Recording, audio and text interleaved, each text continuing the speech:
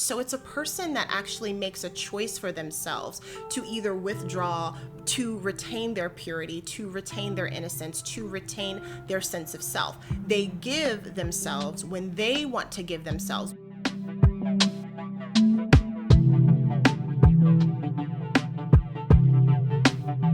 Hi, everybody, and welcome to the Wild Wahine. This is Kaylani, and this is our full moon talk for today for the full moon that is in the sign of Virgo, which I'm really excited about actually for tonight and this lunation for the next 2 weeks. Nibbles! Yay! You joined! Oh, yay!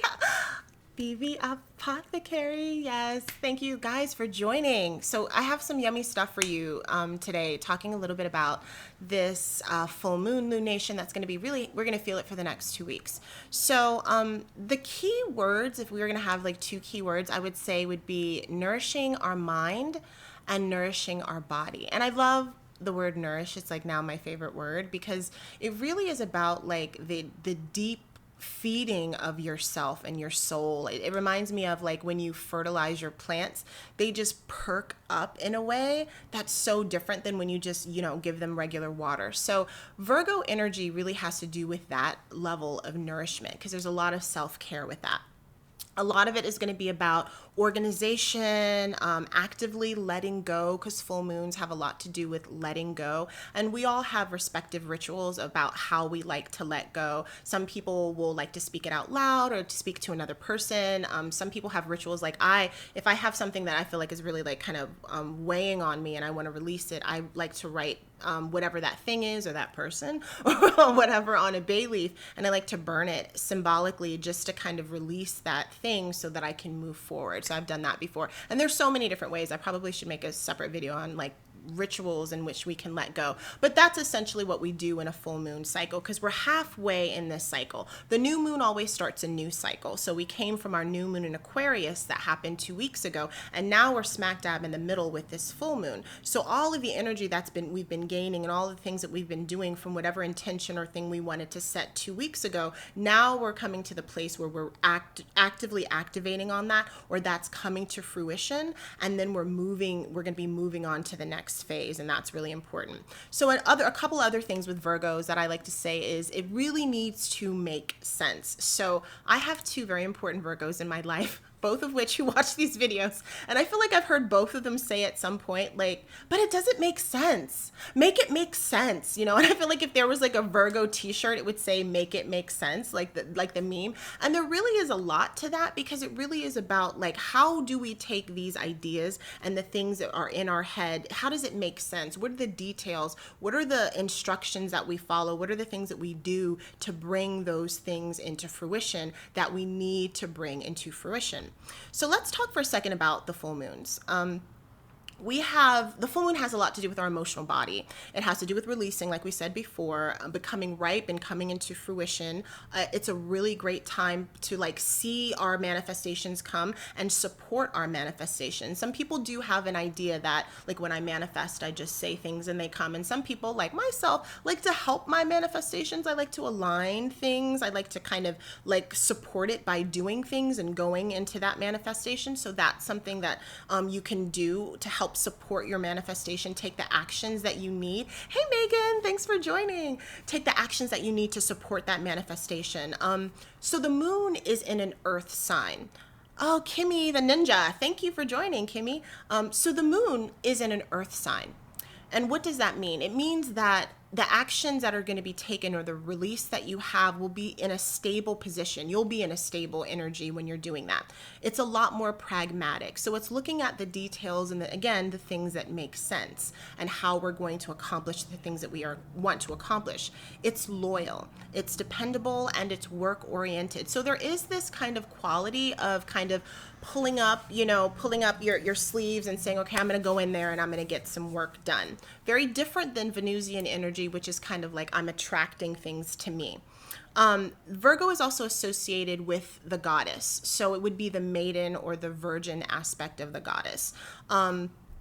The goddess is also known as like the maiden, the mother, and crone. It's called the triple goddess or a triplicity. So there is a quality to the virgin. And it's interesting because when we talk about virgin or virginity these days, you know, we have a very different idea of that because we have usually like a very religious idea and aspect of what that means. But when we go into kind of like archetypal, older ideas of what virginity means, and if you even look up the word in Latin, when I did, it means self-possessed. So it's a person that actually makes a choice for themselves to either withdraw, to retain their purity, to retain their innocence, to retain their sense of self. They give themselves when they want to give themselves, which is very different than the aspect of virginity that we have right now, which is associated a lot with like something we need to protect, something that we need to have, something that needs to be a model for everyone. There's a lot of manic energy surrounding what virginity means, where the origins of the word had a really different way. And that's kind of like what I'm talking about,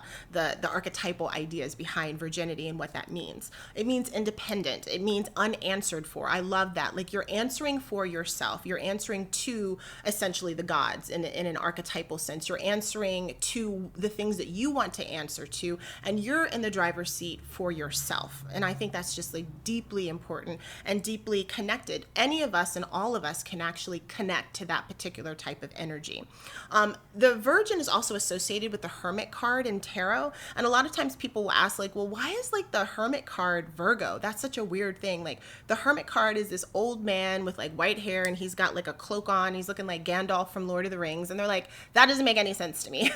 But if you look at the two, both of them have a teaching aspect to them. Both of them have a work aspect. Both of them interact with the world in a way where people look up to them and people listen to them. And both of them, both the archetypal virgin and the archetypal hermit, tend to go into themselves for healing, for knowledge, for just a break even, because the world can be like a very energetically large space, in order to kind of maintain who they are. And then they come back into the world with their shared knowledge. So there's this idea of stepping away sometimes because that's the healthiest thing that you can do, and then coming back, or what we like to call a retreat. A retreat, like we think of retreats, we're like, oh, a retreat, like that's going to be like in Mexico or like here in Hawaii, and we're going to be having drinks and we're going to be, but essentially for a lot of people, retreat literally meant it was something that you could do even at home. You're retreating from people, from society, from a situation, and you're just taking the time that you need to get yourself together so that you can come back. Virgo is also associated with a little tale. I'm not going to take very long, but I'll tell you guys a little story because I love story time during Moon Talks. So Estrella is a goddess that's associated with the Virgo archetype. And Estrella was a celestial being who came to Earth, and she was full of innocence and purity and all of that kind of stuff. But she saw that the Earth was very wicked and very depraved, and awful things were happening, and people were doing things that weren't right, that were hurtful, and it was hurting her as this being who embodied the things that were pure and good and innocent. So she ended up leaving the world and then going up into the sky, and then she was placed into the sky as a sign of Virgo, and so now she's that particular zodiac sign. Also, she had some scales that were with her, and those scales were also put into the zodiac, and those scales are associated with Libra. So there's this idea of, you know, Virgo being like the embodiment of that which is good, as that which is innocent, of that which is pure, and that which is almost in some ways childlike. And then Libra being the idea of that which is fair, that which we can bring together, and that which makes sense in terms of upholding fairness and also upholding peace and harmony, because those are two things that are really deeply important. And then it also asks the question, which is I think an age-old question for us, is can innocence and evil live in the same space? And I think these are questions, especially politically and with everything that's going on in the world. So many of us want to retreat away from this situation because it gets overwhelming, and Virgo energy is telling you it's okay to step back when it gets to be too much. It's okay to do what you need to do to take care of yourself, and then come back when you're ready and you're okay. Now there's other signs that say hold your ground, fight for what's right, fight for these things, and that's fantastic. You know, that's like kind of getting into some like fire energy type stuff, like Leo energy, Aries energy, and stuff like that. But Virgo is really like, it's about self-preservation, and it's about the things that I need to do to nourish myself so that I can survive, because how can I be a warrior if I'm not nourished? So that's really important, and that's where that kind of feminine quality comes in. So when we take these two ideas and we put them together, we have the Virgo full moon. We have this time where it's great to organize. It's time to be practical, and take all of those ideas that we had, and manifest those things. And how we manifest them is take the large ideas and chunk them down into smaller pieces so that they can get done. Now, Virgo's ruler is Mercury, and Mercury right now is in the sign of Aquarius, which is an air sign. And Aquarius has all of these ideas and all these grandiose things that they want to do in terms of revolutionizing and changing systems so that it can work better for all of us. And it's like if you've ever heard somebody that has just this great idea, and everybody has that one friend that's just like, I'm going to do this and I'm going to do this and I'm going to do that, and you're just like, yeah, and you're like thinking to yourself, like, how are they going to get that done? Like every 3 days they say going to do all this stuff and it never happens. And so this is the supportive energy that's going to help that happen, that quality of like, I'm going to do this. I have all of these ideas. We have 3 planets in Aquarius right now: Saturn, Mercury, and Jupiter. Jupiter being that big expansive planet. Mercury is conjoining, which is getting close to Jupiter. So all of that like chatter and ideas are going to take this really large form.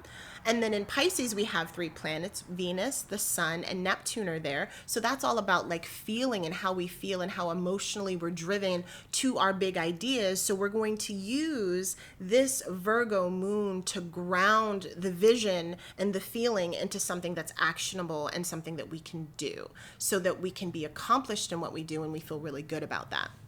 Especially if you're a person that's plagued with lots of great ideas and lots of things that you want to do. And that can be anything. That can be great ideas in your marriage. That can be great ideas in your family, or great ideas in your business, or what you want to do personally for yourself, or how you want to transform your body or do things. Any of the big idea, the big picture things that you have in your life, all of those things need to be grounded in energy and chunked down into specific things so that you can get them done. And this energy is going to be deeply supportive of that.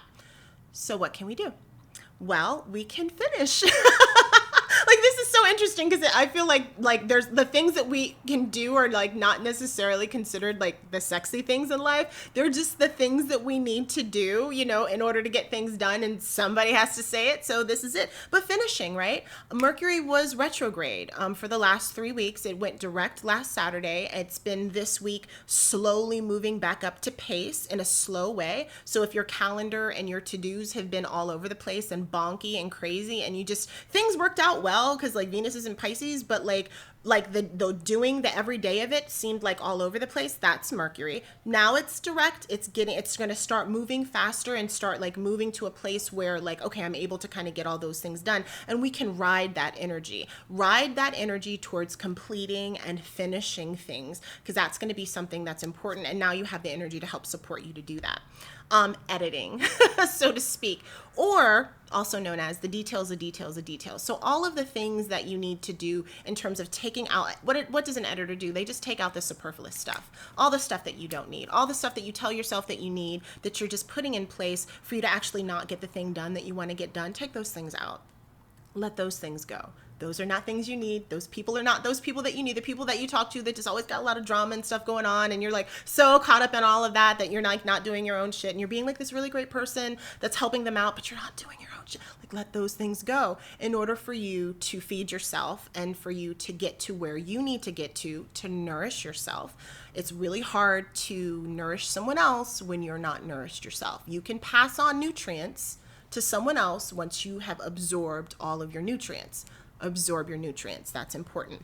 Speaking about nutrients, Virgo energy has a lot to do with like the health of the body and the mind in a very tangible way. So I know we all have different diets and we all eat different things, but there are some things that are important for all of us. One is that we're drinking enough water, no matter where you are, especially like I think for those that are viewing in colder climates, because I know for myself, when I'm in a cold climate, I don't feel thirsty because I'm cold. But are you drinking enough water?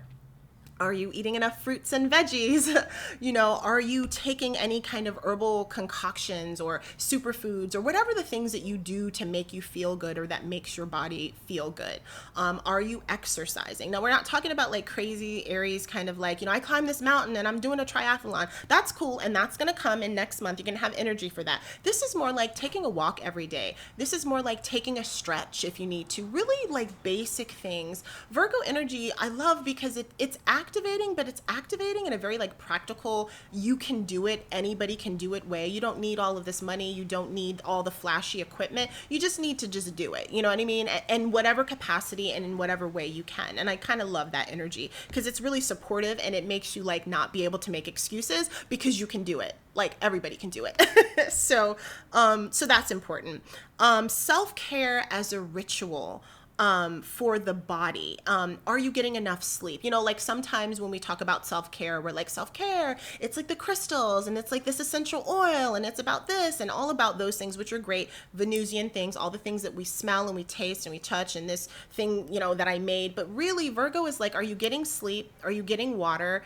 Are you hydrated? Because it doesn't matter how much stuff you put on your face. If you're not getting good nutrients inside of your body, it's not going to reflect on your skin very well either. You can exercise and exercise all you want, but you're not going to get your body to where you want it if your body is there, but you don't feel good, you know, because you're not doing the things that your body needs to nourish your body, the food, the exercise, the stretching, all of those things that just make you kind of in this like homeostatic place so that your body can heal itself and your body can do what it needs to do. Because your body is really good about doing its own thing. We just kind of sort of get in the way of our bodies from reaching that and healing us. So Virgo is all about like getting out of the way so that you can just be healthy and your body does what it does. It's just working properly. And the other thing is really in the mind. It is mercurial energy, Virgo being ruled by Mercury. That's mind energy. So there is this, you know, a lot of times so much chatter and so much stuff going on in the mind and so many ideas and so much information that is coming. You know, Mercury is all about like absorbing information, categorizing information, giving information. It's information exchange. You know, it's like a little computer, so to speak. So there are times like the Virgin, like the Hermit, where you have to step back, where you have to mute people, where you have to unfollow, where you have like, especially if you're going on another journey. So sometimes you're going to have to just not talk to, if you're working through some stuff and people are like all over you about it or asking about it, or they're like, you know, telling you what to do about it and you didn't want that, you know, it's totally okay to just be like, I don't really want to talk about it in this way. Or just having up really healthy boundaries, or not talking to that person, or just not talking to them as frequently, or not sharing everything. All of those things are important to maintain and help your sanity with everything that's going on in your life. So this was your Virgo, your full moon in Virgo conversation, our little moon talk today. Hopefully you will get this and you will really like think about these things and put them into perspective for yourself. This lunation does last for 2 weeks. So we're going to be in this energy. So think about that and think about the supportive quality of that as we, you know, are moving into our next new moon, which is going to be a new moon in Pisces, and that's going to be like really awesome. So anyway, I will have my other video coming up on Monday like I always do for my weekly astro forecast, but this was a special one because it is the full moon. If you guys have any questions, you can leave them in the comments below. You can like and share this video or tag people. That would be so appreciative. And you can follow me. I'm on Instagram and YouTube and Facebook and Twitter. And if you have any questions and you would like an astrological reading or a tarot reading, you can find me at www.thewildwahine.as.me. And thank you guys so much for joining, and you guys have a beautiful night, okay? Aloha.